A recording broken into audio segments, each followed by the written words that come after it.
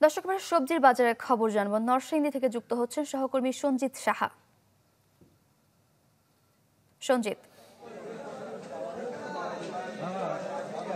সারিকার নরসিংদীর বাজারগুলোতে কিন্তু শীতের সবজির সমারোহ ঘটেছে এবং শীতের ব্যাপক সবজি সরবরাহের পাশাপাশি কিন্তু দামও কমেছে অভাবনীয়ভাবে। প্রতি সবজিতে কেজি প্রতি 10 থেকে 15 টাকা দাম কমেছে এবং এই মুহূর্তে সবজির যে বাজার, সেই সবজির বাজারে কিন্তু পাইকারি আমি বাজারে দাঁড়িয়ে আছি।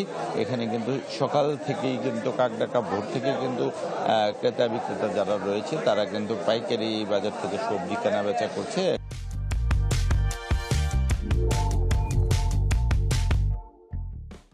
এখানে প্রতি পিস ফুলকপি বিক্রি হচ্ছে পাইকারি দরে 5 থেকে 60 টাকা, বেগুন কেজি বিক্রি হচ্ছে 18 থেকে 20 টাকা, সিম বিক্রি হচ্ছে 8 টাকা থেকে 10 টাকা, গাজর বিক্রি হচ্ছে 25 থেকে 30 টাকা, আলু বিক্রি হচ্ছে 15 থেকে 20 টাকা, লত সিম বিক্রি হচ্ছে 25 টাকা, পেঁয়াজের কলি যেগুলি রয়েছে সেগুলি কিন্তু বিক্রি হচ্ছে 10 টাকা কেজি দরে, পালং শাক বিক্রি হচ্ছে 15 টাকা কেজি, লাল শাক বিক্রি হচ্ছে 20 টাকা। তাছাড়া শশা যেটি রয়েছে সেটি কিন্তু পাইকারি বিক্রি হচ্ছে 20 থেকে 22 টাকা কেজিতে। তাছাড়া লাউ, ফুলকপির সাথে পাশাপাশি যে বাঁধাকপি রয়েছে সেগুলোর দামও কিন্তু কম রয়েছে। বাঁধাকপি প্রতি পিস বড় সাইজের একটি বাঁধাকপি বিক্রি হচ্ছে 15 থেকে 18 টাকায়, লাউ বিক্রি হচ্ছে 30 থেকে 50 টাকা আগার বেঁধে।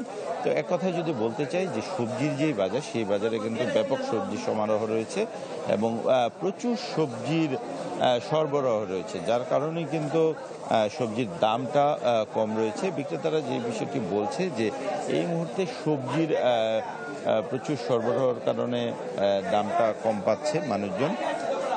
এছাড়াও কৃষক পর্যায়ে যারা রয়েছে তারা যে বিষয়টি আমাদেরকে জানিয়েছে, এবারে সবজির উৎপাদনও ভালো হয়েছে, যার কারণে কিন্তু সবজির সরবরাহটা বেশি হওয়ার কারণে কিন্তু তুলনামূলক কৃষকদের কিছুটা পরিমাণ প্রফিট কম হলেও কিন্তু তাদের উৎপাদন বেশ ভালো হয়েছে।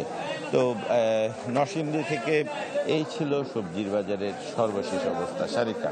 সঞ্জিত, ধন্যবাদ আপনাকে।